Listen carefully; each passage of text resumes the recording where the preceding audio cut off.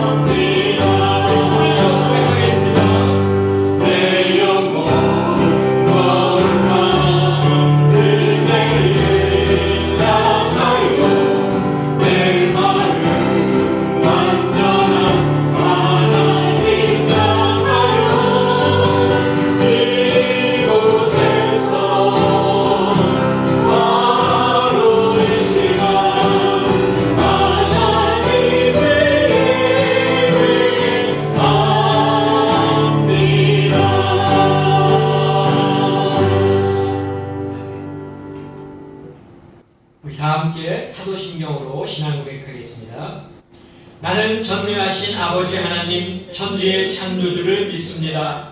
나는 그의 유일하신 아들 우리 주 예수 그리스도를 믿습니다. 그는 성령으로 잉태되어 동정녀 마리아에게서 나시고 본디오 빌라도에게 고난을 받아 십자가에 못 박혀 죽으시고 장사된 지 사흘 만에 죽은 자 가운데서 다시 살아나셨으며 하늘에 오르시어 전능하신 아버지 하나님 우편에 앉아 계시다가 거기로부터 살아있는 자와 죽은 자를 심판하러 오십니다. 나는 성령을 믿으며 거룩한 공교회와 성도의 교제와 죄를 용서받는 것과 몸의 부활과 영생을 믿습니다. 아멘.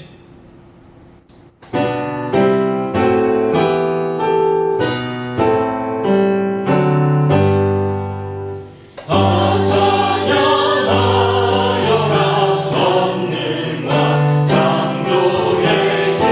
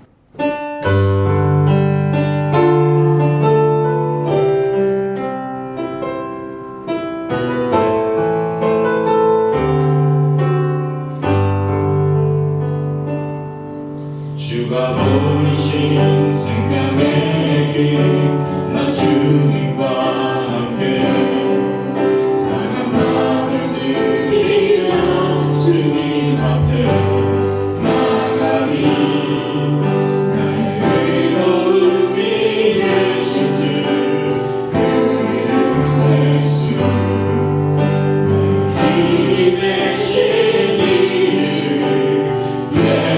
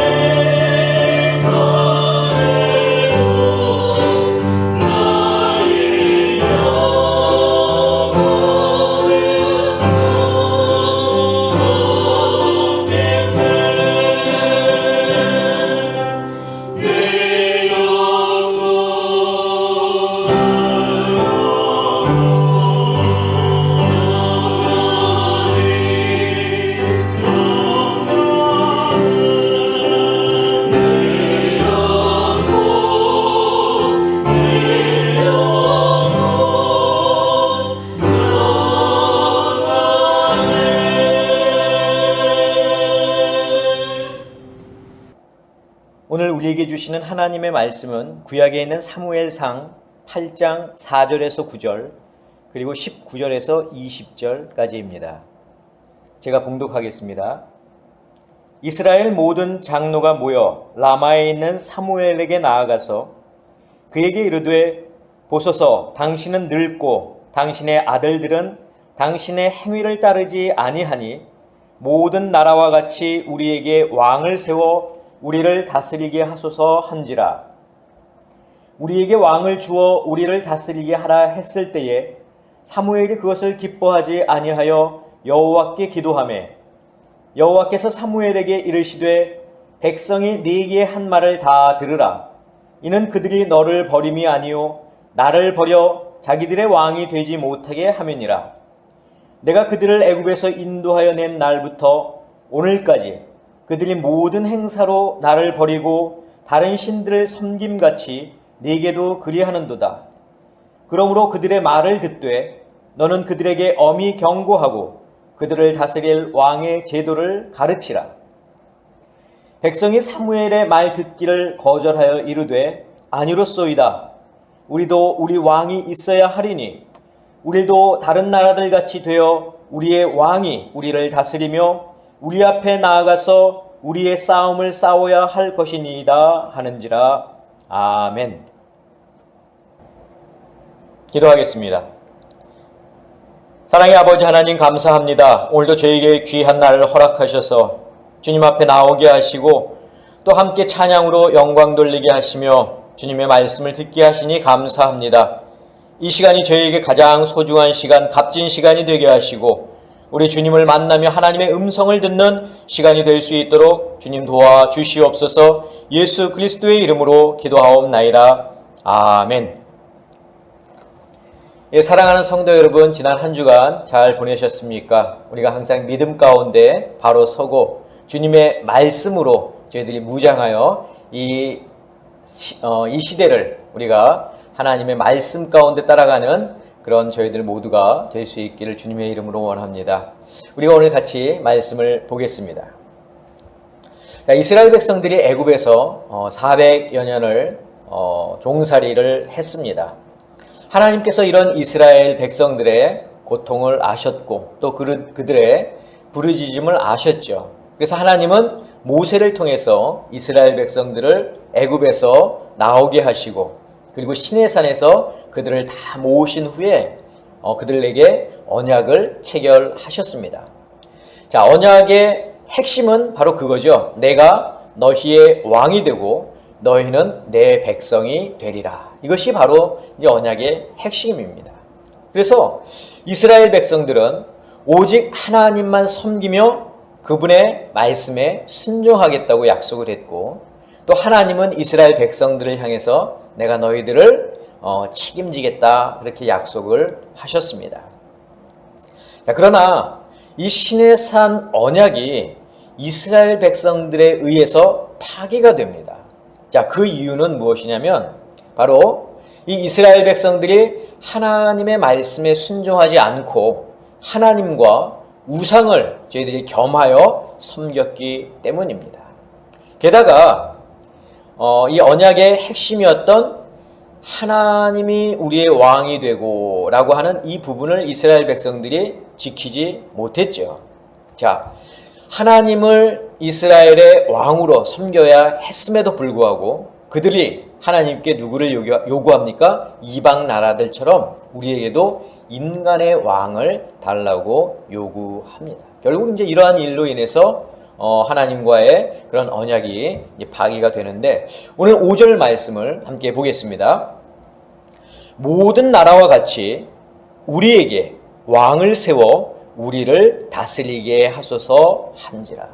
자, 지금 이스라엘 백성들이 사무엘에게 우리에게도 왕을 달라는 거죠. 이방 나라들처럼 이방 나라가 가지고 있는 그 왕을 달라고 요구하는 것입니다. 여러분, 시내산 언약에 따르면은 이스라엘에게는 왕이 필요 없었습니다. 왜냐하면 하나님이 그들의 왕이셨기 때문이죠. 그리고 하나님이 그들을 직접 통치하실 것이기 때문에 이스라엘에게는 따로 인간의 왕이 필요하지 않았습니다. 그래서 저들이 애굽에서 나와 광야를 거쳐 가나안 땅에 들어가서 그 땅을 정복하고 정착하며 살 때까지 이스라엘에게는 왕이 없었습니다. 왕이 없는 나라였습니다. 당시에 이스라엘은 12개의 지파로 나뉘어 있었습니다. 각 지파별로 땅을 분배를 받았죠. 그리고 지파가 연합해서 한 분 하나님을 왕으로 섬기는 지파 공동체의 성격을 띠고 있었습니다. 그러나 백성들은 다른 나라들처럼 힘, 즉 권력의 상징으로서의 왕인 하나님을 눈으로 직접 볼 수가 없었습니다. 또 하나님도 이스라엘 백성들에게 일일이 관여하실 수 없었기 때문에 하나님이 이스라엘을 통치하신다라고 하는 것은 결국 이스라엘 백성들에게는 하나님에 대한 자율적인 순종으로 여겨질 수밖에 없었다는 겁니다. 하지만 이스라엘 백성들에게 자율적인 순종, 즉 하나님의 말씀을 저희들이 스스로 잘 지키는, 잘 따르는 이런 자율적인 순종은 이스라엘 백성들에게 어려운 과제였습니다. 자, 살다 보면 이웃과의 관계에 있어서 여러 가지 문제가 발생하게 되는데 그 문제를 해결할 재판장이 없었습니다. 또한 이웃 나라와 전쟁을 하게 되는 그러한 상황도 발생하게 되는데 백성들의 그 힘을 하나로 모을 그런 군대의 지휘관이 없었습니다. 자, 그래서 하나님은 평시에는 재판장의 역할을 하고 또 전시에는 군대 지휘관의 역할을 할 사람을 세우셨는데 그들이 누구였느냐? 바로 사사들이었습니다. 자, 사사들은 이스라엘이 가나안에 입성해서 그들이 이스라엘의 첫 왕인 사울 왕이 세워지기 전까지 활동을 하였는데 이 사사들이 활동하던 시대를 가리켜서 사사시대다 이렇게 이야기를 합니다. 우리가 이제 성경 사사기를 보면은 당시의 사사들이 누구였는지 그들의 이름, 그들이 또 어떤 사역을 하였는지 우리가 잘 살펴볼 수 있습니다. 그런데 이 이스라엘 백성들은 사사들의 통치에 만족을 하지 못했다는 겁니다. 자, 왜냐하면 당시 사사들은 사사의 임무를 계속 수행하는 게 아니었습니다. 자기의 그런 사사의 임무가 끝나면은 자기의 고향집으로 내려가서 자기의 본래의 그런 직업으로 돌아갔기 때문이죠. 자, 게다가 이스라엘의 주위에는 그 나라들이 다 왕이 통치하는 나라였습니다. 왕정 국가였습니다. 힘의 상징이라고 할 수 있는 왕을 중심으로 군대가 조직되었고 또 그 군대는 백성의 생명과 재산을 적으로부터 보호할 수 있도록 백성들을 지켜주었습니다. 바로 이스라엘은 이런 이방 나라의 그런 모습들을 보면서 그 왕들을 부러워하고 있었습니다. 자신들에게도 이런 왕이 있었으면 좋겠다 생각했던 거죠. 하나님이 자신의 왕이었음에도 불구하고 그들은 눈에 보이지 않는 왕보다 눈에 보이는 왕이 자신들을 직접 통치해 주기를 사모하고 원했던 것입니다. 결국 이스라엘 백성들은 자신들을 다스릴 왕을 달라고 사무엘에게 요구를 했는데 그 이유를 보면 참 그 이유가 뻔뻔하기 그지없습니다. 하나님, 그냥 우리에게도 이방 나라에 있는 저 왕들을 좀 주십시오. 이렇게 요구를 하면 될 텐데, 사무엘을 통해서 요구를 하면 될 텐데, 이 이스라엘 백성들은 사무엘과 그 아들들을 걸고 넘어지는 거예요.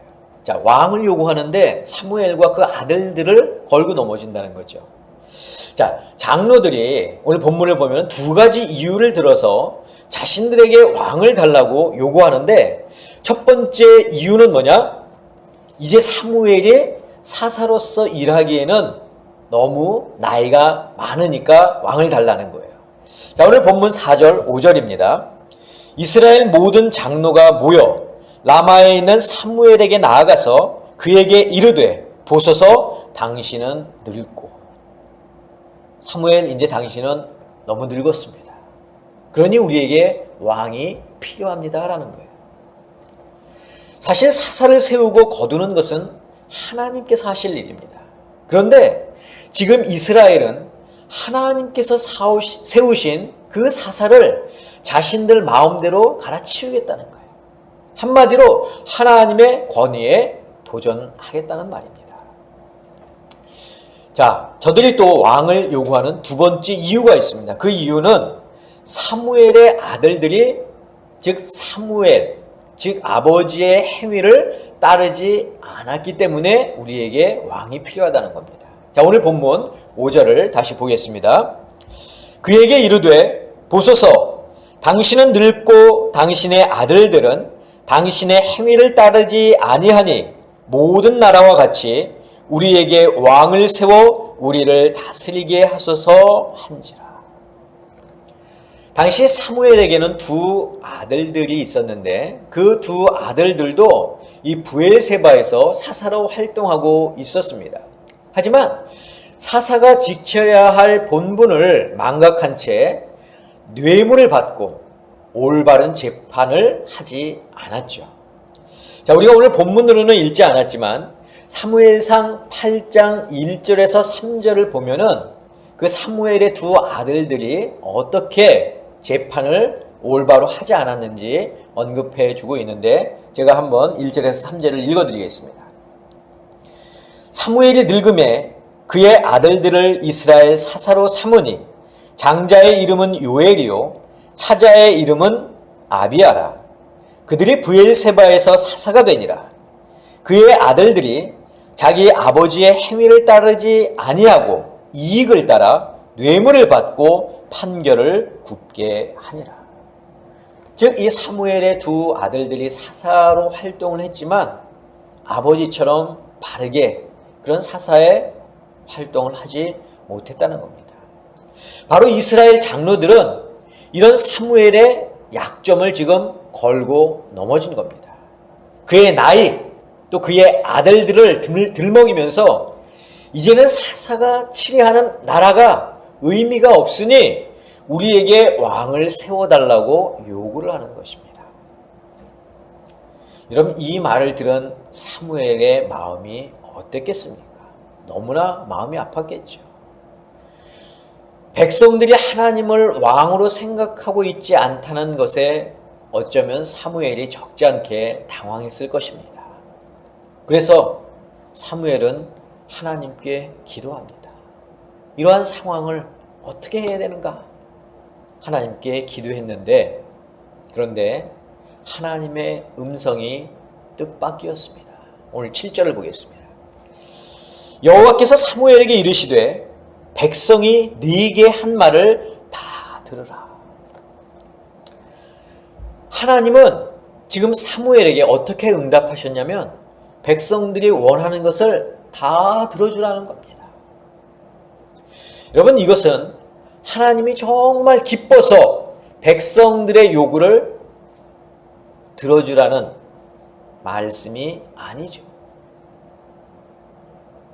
인간의 왕을 세우는 것이 하나님의 뜻이 아님에도 불구하고 하나님께서 백성의 요구를 들어주신 것은 이 일을 통해서 인간의 왕이 가져다주는 온갖 폐해를 그들이 몸소 체험하고 마침내 이스라엘의 진정한 통치자는 하나님이심을 깨닫게 하시기 위해서라는 겁니다. 그래서 하나님이 그들의 요구를 들어주라는 것이죠. 그러면서 하나님도 백성들의 요구에 섭섭한 마음을 드러내십니다. 7절에 나오는데 이는 그들이 너를 버림이 아니요 나를 버려 자기들의 왕이 되지 못하게 함이니라. 이스라엘 백성들의 요구를 하나님이 아셨죠. 나를 이제 더 이상 왕으로 섬기지 않는 것이 그들의 마음이라는 것을 하나님도 아셨음에도 불구하고 인간의 왕을 그들에게 허락하시는 겁니다. 자, 오늘 내용을 우리가 간단하게 살펴봤는데 오늘 이 본문 속에 우리가 알아야 할 중요한 두 가지의 사실이 있습니다. 자, 첫째는 무엇이냐면 하나님이 이스라엘의 왕이 되셨다고 하는 겁니다. 여러분, 이 말의 1차적인 의미는 이스라엘은 이제 하나님, 즉 신이 통치하는 나라가 되었다는 말이죠. 신정 국가가 되었다는 말입니다. 그러나 이것은 1차적인 의미일 뿐 그 속에 담겨진 의미, 즉 하나님이 이스라엘의 왕이 되셨다는 그 말 속에 담겨진 의미는 뭐냐면은 이스라엘은 신의 산에서의 그 언약을 기억하며 그들 스스로가 자율적으로 하나님의 말씀을 지키며 살아야 한다는 그런 의미를 가지고 있다고 하는 거예요. 일반적으로 왕이 있던 나라들은 왕의 말이 곧 법이었습니다. 그래서 백성들은 그 왕의 말, 그 법이라고 하는 테두리 안에서 그 법을 지키며 살아야 했죠. 법을 지키지 않았을 경우는 어떻게 됐습니까? 법에 명시한 그런 제재나 처벌을 받았습니다. 반면에 하나님이 통치하시는 나라도 하나님의 말씀이 곧 법이 되었습니다. 그러나 백성들은 법의 테두리 안에서 그 법을 지키며 살아야 했지만 그것은 강제성이 아니라 자율성에 맡겨졌다고 하는 겁니다. 이것이 다른 점이에요. 자, 하나님의 법을 지키며 사는 것이 당연한 일이지만 하나님의 법을 지키지 않아도 하나님은 백성들을 곧바로 제재하거나 벌을 내리지 않으셨습니다. 하나님은 백성들이 당신의 법을 지키지 않으면 어떻게 하셨습니까? 끝까지 기다리셨습니다. 예언자, 선지자들을 보내서 그들이 자신의 잘못을 깨닫고 회개하며 하나님 앞에 돌아오기를 하나님은 기다리고 그것을 원하셨던 것입니다. 이것이 인간의 왕과 하나님의 차이점입니다. 여러분, 하나님의 에덴 동산을 만드시고 한 가지만 빼고 모든 것을 다 아담과 하와에게 허락하셨습니다. 자, 그 한 가지가 뭐죠? 즉 동산에 있는 모든 나무의 과실은 다 먹을 수 있지만 동산 중앙에 있는 선과 악을 알게 하는 그 나무의 실과는 어떻게 하라고 하셨죠? 먹지 말라고 하셨습니다. 그들의 자율에 맡기신 거예요. 자, 그들이 이 선과 악을 알게 하는 나무의 실과를 먹었을 때 하나님이 그들의 불순종, 그들의 죄를 아셨죠. 그렇지만 그것을 바로 심판하지 않으셨습니다. 그들에게 회개할 기회를 주셨습니다. 자, 하나님이 아담을 부르시면서 그에게 이르시되 아담아 내가 어디 있느냐라고 물으신 것, 이것은 하나님이 아담이 어디 있는지 몰라서 물으신 게 아니죠. 하나님이 주신 기회입니다. 아담아, 내가 정말 나의 말에 순종하지 않고 내가 죄를 범한 것을 내가 알고 있느냐? 그렇다면 그 죄를 나한테 회개해라 하는 것을 하나님이 지금 기회로 주신 겁니다. 누가 너의 벗었음을 내게 알려줬느냐? 하나님이 또 이렇게 물으시죠. 네가 어찌하여 이렇게 하였느냐? 또 물으셔요. 하나님이 몰라서 물으신 것이 아니죠. 하나님이 지금 3번에 걸쳐서 이렇게 물으시는 것은 지금 자신의 죄를 하나님 앞에 고백할 수 있도록 기회를 주신 겁니다. 그런데 아담과 하와는 그 기회를 놓치고 말았습니다. 자, 하나님이 이스라엘 백성들에게도 선지자를 보내신 것도 그들의 죄를 회개할 기회를 주신 겁니다. 하지만 이스라엘 백성들도 그 기회를 어떻게 했습니까? 놓쳤습니다. 이런 하나님의 뜻은 당신의 백성인 우리들에게도 똑같이 적용이 됩니다. 우리는 하나님의 백성이요, 하나님과 언약을 체결한 사람들입니다. 하나님은 분명 우리에게 요구하시는 것이 있고 우리는 하나님의 법을 따르며 살아야 합니다. 하나님은 아담과 하와에게 주셨던 것처럼, 그리고 이스라엘 백성들에게 주셨던 것처럼 우리에게도 당신의 법을 자율에 맡기셨습니다. 너희들이 이 법을 지키며 살아라. 그런데 그것이 강제성을 띠는 것이 아니라 우리의 자율에 맡기셨다는 거죠. 자, 우리가 하나님의 법을 지키며 사는 것은 당연하지만 행여나 그 법을 떠나 살 때 우리에게도 똑같이 회개할 기회를 주실 것입니다. 우리가 죄의 길에 있음을 깨닫게 하실 것이라는 거죠. 죄의 길을 떠나 살도록 우리에게 알려주실 것이라는 겁니다. 만약 그러한 상황이 온다면 우리는 그 기회를 놓쳐서는 안 됩니다. 왜냐하면 우리가 이미 성경을 통해서 하나님이 주시는 그 기회를 놓쳤을 때의 결과를 알기 때문입니다. 저는 우리 아름다운 교회 성도 여러분들이 하나님의 백성으로서 우리에게 주어진 하나님의 법을 자율적으로 잘 지키며 살아갈 수 있기를 간절히 바랍니다. 혹시나 하나님의 법을 떠나 살았다고 한다면 회개할 수 있는 기회를 주실 때 그 기회를 절대 놓치지 않기를 주님의 이름으로 부탁을 드립니다.